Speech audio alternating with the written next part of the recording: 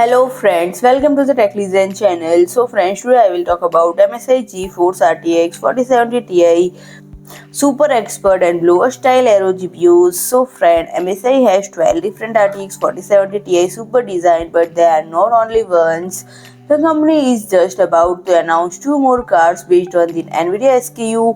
This is the 1.5-month old and friend, the Expert GPU series is possibly the most interesting GPU design announced at CES.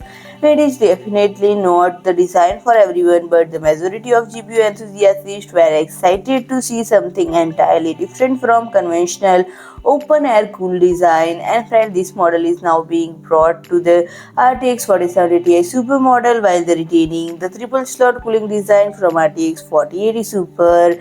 And this series is grounded in concept of the NVIDIA Founders Edition push or pull cooler design, featuring only two fans directing air in two different directions. And friend, now I will talk about MSI Aero, which is currently the only consumer aero design available with Ada architecture, but we have actually seen some high-end release that we supposed to under NVIDIA radar.